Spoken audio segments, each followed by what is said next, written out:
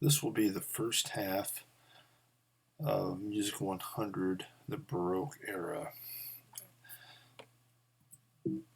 When we consider the Baroque, we're looking at a time period of 1600 to 1750. It's a time period where instrumental music becomes a more prominent factor. Um, when we looked at the music of the Middle Ages and the Renaissance, the church was still really the center, moving more towards the individual during the Renaissance. But during the Baroque, religious music's important, but the secular music starts to take hold. And here we have a chamber music concert, and you have a soloist performing the flute up front, and we've got a person playing a keyboard instrument, in this case most likely a harpsichord, and violins and other strings behind them. So the soloist of the flute with the accompanying ensemble. So we're looking at instrumental music becoming a really big thing. And opera is the other dominant factor during the Baroque. So, key attributes Baroque. This term is initially a negative word used to describe this new musical form in the 18th century. The French philosopher Rousseau in 1768 defined Baroque music as the harmony is confused, full of modulations and dissonances. The melody is harsh and natural. The intonation is remote, and the motion is contained. So, if you remember from earlier eras, especially if you think about the Middle Ages, music doesn't really have a steady pulse to it. It just kind of floats around rhythmically. By the time we're in the Baroque, timing becomes a kind of a contained thing. And we have different sounds and modulations and so forth that make the Baroque sound really different from the music that came before it. Today, Baroque music is viewed in high regard for its grandeur, depth, and technical mastery. And our central composers are Handel, Bach, and Vivaldi, of which Bach and Handel are the last part, or will be in the next lecture. So if you flip back to your our chapter here, chapter 6, our author calls this era, the beginning of the Baroque, the common practice period. And if you take your mouse there, our common practice period encompasses roughly 1600 to 1900 and simply defines the time when composers accept certain aspect of music as ideals, such as harmony, as harmonic progressions and counterpoint. Basically, what that means is that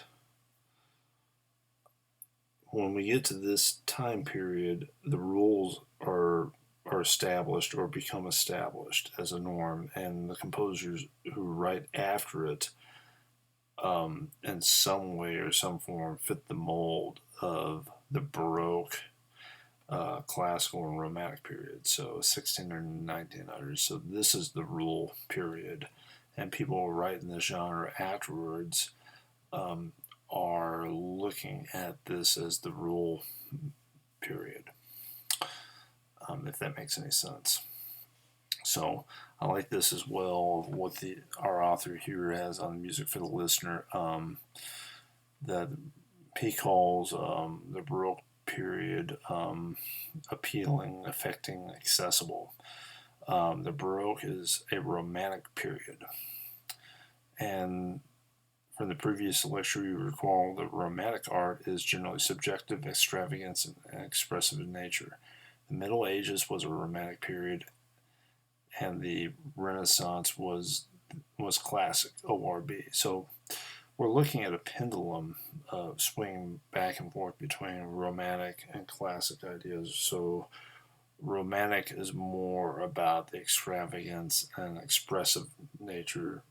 You're not necessarily trying to show clear, accurate proportions of the world. You're trying to show the emotion. Whereas a classical period, it's all about balance and form and staying within the box. All right, and you'll need to take a look and listen to the ancillary readings in the chapter as well. And the chapter isn't very long. It's very informative. You need to read this along with going through my slides. So you'll also notice the Spotify playlist is much longer than other chapters. And some composers are, not talked about in the either the music for the listener reading or my lecture, but they're of note, just of less note. Okay, so life in the Baroque era. This is a time of the absolute monarch still. King Louis XIV's court of Versailles is particularly important. It's a time of relative peace and prosperity, greater support of the arts, as opposed to the earlier times. We have order and organization were valued in the arts. Arts convey grandeur, states of emotion, creation of contrast through the use of dynamics. And this is also the time of Rembrandt, Milton, and Newton. So Isaac Newton,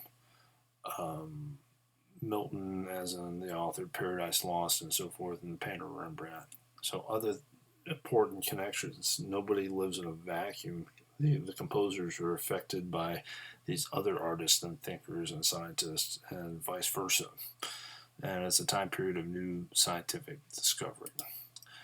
Speaking of the Sun King Louis XIV, there is his summer residence of Versailles outside of Paris. The famous hall mirrors on the left and an aerial painting of the gardens and the palace there on the right.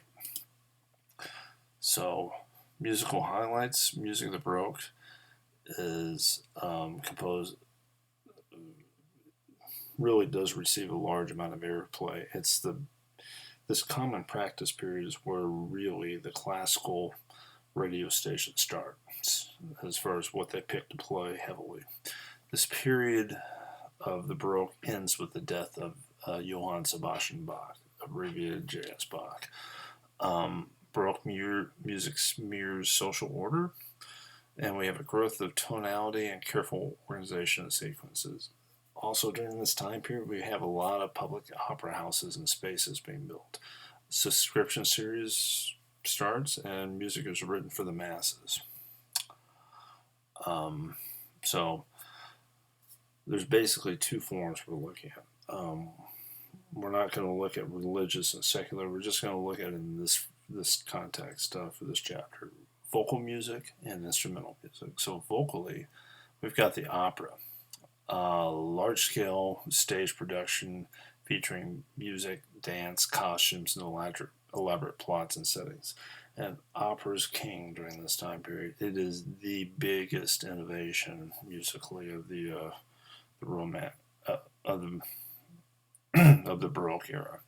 Okay, a cantata is a short, unstaged opera, should say unstaged, not unstated, portraying a single scene. And we've got church cantatas based on a religious topic, and then a chamber cantata on a secular topic. And look, the difference between opera and cantata. Opera is this big, multi-movement, long production with costumes and everything. The cantatas don't have any costumes, and it's just one scene. Whereas an opera might take place, the story might go over a period of days in different locations. The cantata is just one location and one snippet, so shorter. The oratorio is another form. It's like an opera, but it's religious in theme. It's not staged, so there's no costumes, but you have a story being sung. And a special type of an oratorio is a passion, or the oratorio that describes the last days of Jesus' life. And then last is the chorale, the Protestant hymn sung in unison by the congregation with a simple melody or regular rhythm. Instrumental forms, we've got concertos. These are instrumental works based upon opposition of two groups. We've got the Concerto Grosso, which is a large group with a full orchestra and a small group of soloists. So there'd be 2 or 3 or 4 or 5 soloists with an orchestra of strings and harpsichord and so forth, and maybe some flutes, oboes, and timpani backing them up. The solo concerto is, should say concerto. Go ahead and fix that. Solo concerto is for the full orchestra and the single soloist, which is the form we're more familiar with today. Usually, if you hear a concerto, it means soloist plus orchestra. Next is the sonata. It's a chamber work for a small group. And you've got the church sonata and the non-church one. The sonata da camera is the chamber sonata, and movements are based on dance rhythms. The sonata da casa, or church sonata, is more serious movements alternating between a fast movement and then a slow movement.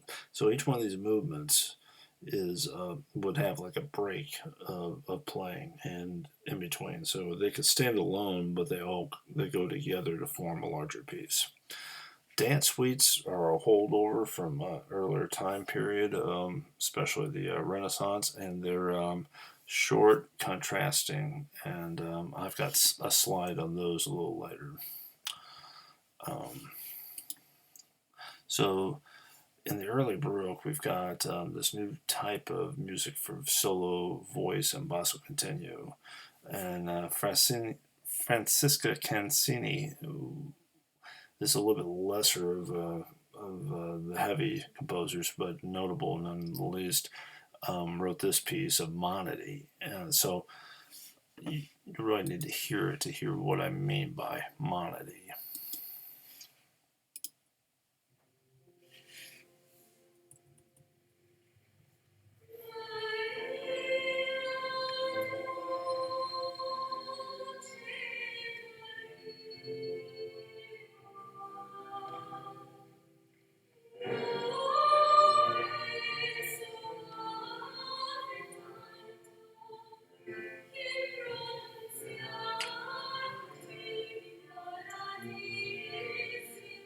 So we've got 3 singers singing in unison, but it's a solo line with a continuo, which is played by these basso da gambas, these large string instruments. They're playing a bass line throughout. And on your Spotify playlist, we've got examples. This first one is monody. So vocal solo with bass line chordal accompaniment. It can either be a string instrument or, in this case, a harpsichord. And sometimes it's a harpsichord plus a string instrument. So what in the world is basso continuo? It means continuous bass. And I've got the YouTube link already open, and here we've got a string instrument playing, this violin playing a solo line. You'll hear the basso continuo clinking through the entire time.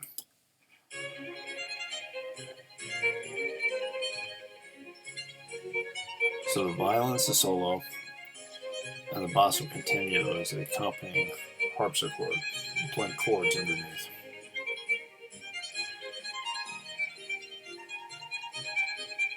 And there are the notes, that's exactly right.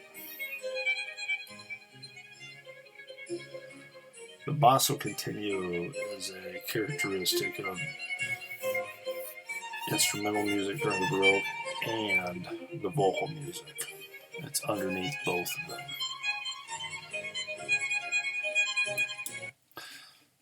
Next.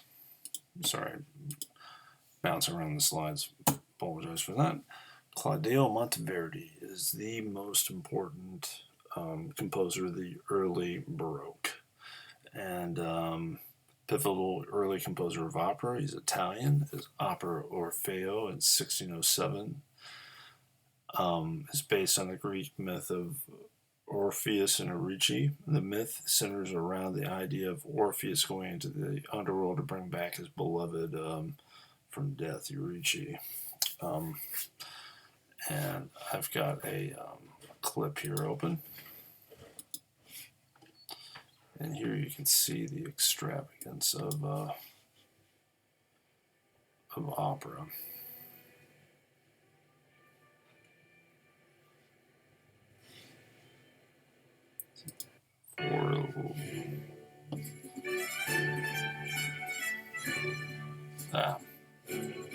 Sorry, I need to back that up.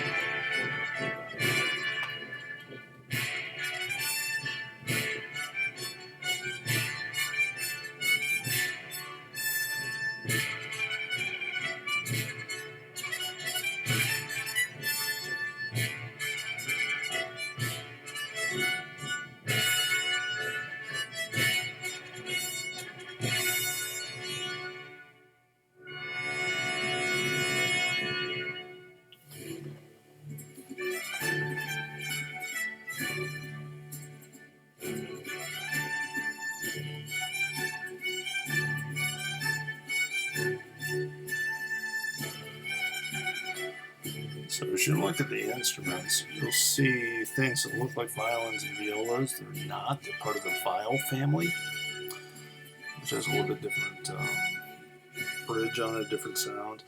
And those trombone and trumpet-looking instruments in the loft period as well. You've got sap butts, which have smaller bells and a little bit different sound. Drummer, of course.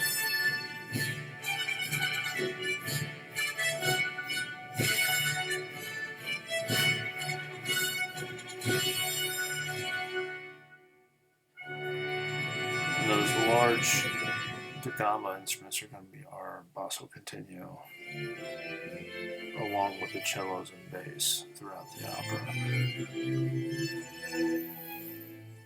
I'll skip ahead a little bit to show you the staging up here.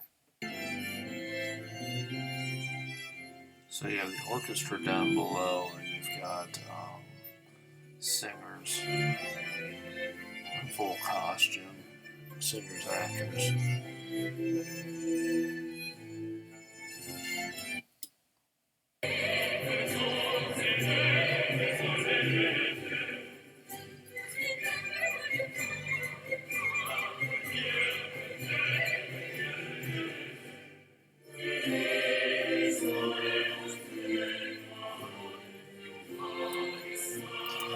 In opera, you have large ensemble numbers and you have solo numbers.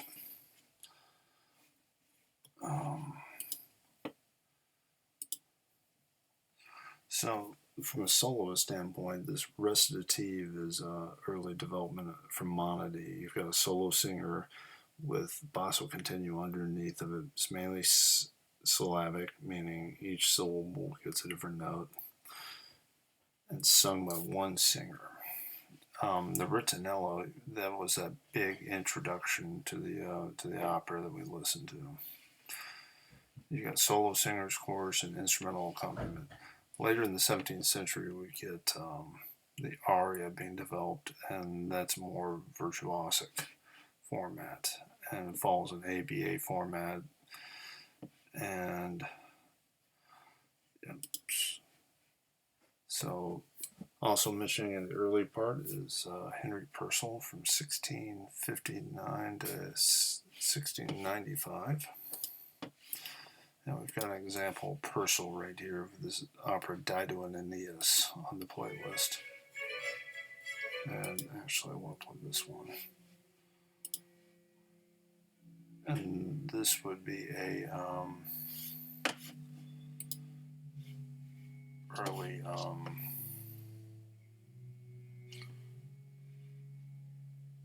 solo voice excerpt. An aria.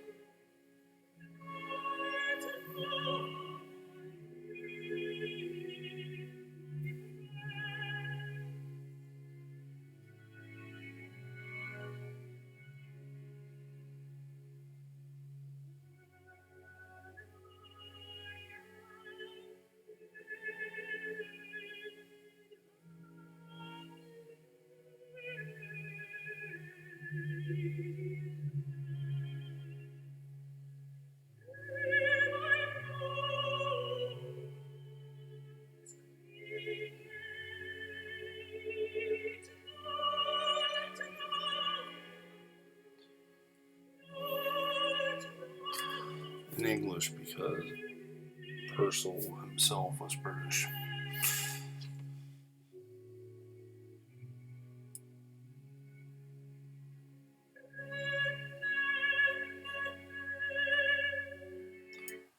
And that is the end of part 1.